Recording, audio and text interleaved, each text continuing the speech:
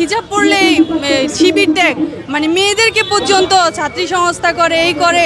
এখন হিজাব পরার কারণে তাদেরকে বলেছেন তোমরা ভাইভাতে কেন আসো, তোমরা হচ্ছে হিজাব করলে নিকাব করলে তোমাদের বিশ্ববিদ্যালয়ে আসার দরকার নেই, তোমরা বাসায় চলে যাও, তোমরা বাসায় থাকো। যে হলে তাদের উপর হ্যারাস করতেন, যারা তো জঙ্গি, এরা তো শিবির।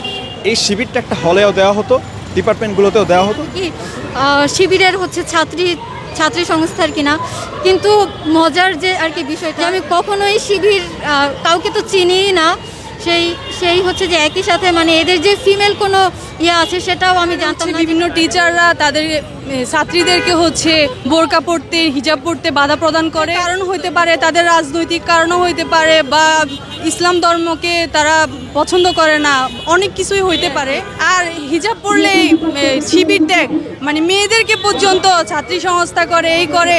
এখন ছাত্রী সংস্থা না করলেও তো আমরা মুসলিম হিসেবে তো আমরা পর্দা করতেই পারি, তো আমাদের এই বাধা প্রদানটা তো দেওয়া উচিত না তাদের। যে মাদ্রাসা পড়া মানেই যে ছাত্র শিবির করে, মাদ্রাসায় পড়লেই হচ্ছে ছাত্রী সংস্থা করে, এইরকম ট্যাগ সব সময় দেওয়া হইতেছে। সেখানে আপনারা জানেন আইআর ডিপার্টমেন্টের ওয়াহিদুজ্জামান চান অধ্যাপক, এবং উনি কিন্তু শিক্ষার্থীদেরকে বেশ হেনস্থা করেছেন। ভাইবা বোর্ডে বসতে দেননি, মার্কস দেননি। হিজাব পরার কারণে তাদেরকে বলেছেন তোমরা ভাইভাতে কেন আসো, তোমরা হচ্ছে হিজাব করলে নিকাব করলে তোমাদের বিশ্ববিদ্যালয়ে আসার দরকার নেই, তোমরা বাসায় চলে যাও, তোমরা বাসায় থাকো। এইভাবে মানসিকভাবে অনেক হেনস্থার শিকার হয়েছেন। এমনকি আপনি জেনে অবাক হবেন, সোশ্যাল সায়েন্সের ডিন ছিলেন সাদেকা হালিম নামের একজন ম্যাডাম, যিনি জগন্নাথের ভিসি ছিলেন, পদত্যাগ করেছেন। উনি শিক্ষার্থী নয়, শুধু শিক্ষিকাদের উপরেও নিপীড়ন চালিয়েছেন। সোশিয়োলজি ডিপার্টমেন্টের আরেকজন অ্যাসোসিয়েট প্রফেসর তাহসিনা ম্যাডাম, ওনার হিজাব টেনে ছিঁড়ে ফেলার চেষ্টা করেছেন সাদেকা হালিম ম্যাডাম একসময়। এই ঘটনাটা আমরা সবাই জানি। এটা হয়েছে কোথায়? টিচার্স লাউঞ্জে। টিচাররা যেখানে একসাথে থাকবেন, নিজের একজন জুনিয়র কলিগের হিজাব টেনে ছিঁড়ে ফেলছেন উনি। এর মানে কি? এর মানে হচ্ছে হিজাব নিকাব তথা ইসলামিক যে কালচার, ইসলামিক হোক বা বাঙালি হোক, হাজার বছর ধরে এলাকায় মানুষ এখানে পড়ে আসছে।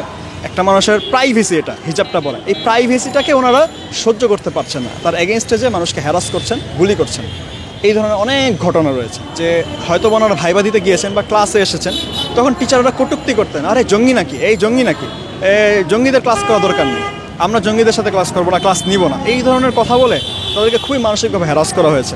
শুধু তাই না, হলে আমাদের অনেক আপুরা এইভাবে অ্যাটাক হয়েছেন, যারা হিজাব নিকাব করতেন।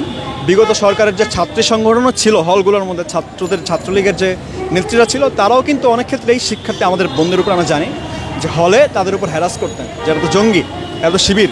এই শিবিরটা একটা হলেও দেওয়া হতো, ডিপার্টমেন্টগুলোতেও দেওয়া হতো। এবং শুধু ঢাকা বিশ্ববিদ্যালয় নয়, আসলে বিভিন্ন শিক্ষা প্রতিষ্ঠানে, ঢাকার বাইরে অন্যান্য স্কুলে, কলেজে, ভার্সিটিতে এই ধরনের ট্যাগিংয়ের কালচারটা আছে। আমরা চাই নতুন বাংলাদেশে এই ট্যাগিংয়ের কালচার থাকবে না।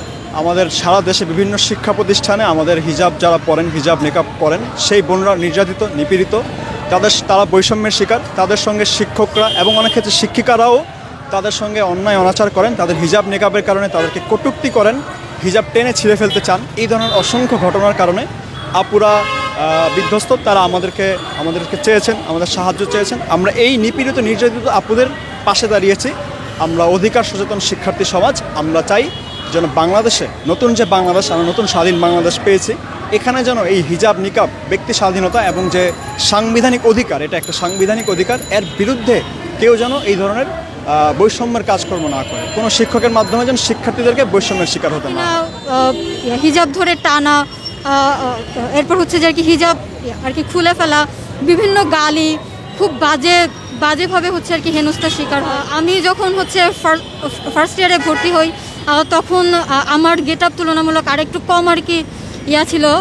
তো মানে ধীরে ধীরে যখন আমি আমার যে আর কি হিজাবকে বাড়াই, তখন থেকেই আমি শুনতেছি যে তুমি কি জামাতের সাথে হচ্ছে রিলেটেড কিনা। তারপর আরেকটা রিজন ছিল যে আমি ফিমেল ক্যাপ্টেন্সি পছন্দ করি না। তো হচ্ছে যে এইটার জন্য বলে যে কেন আমি পছন্দ করি না, যে আমি কি শিবিরের হচ্ছে ছাত্রী সংস্থার কিনা।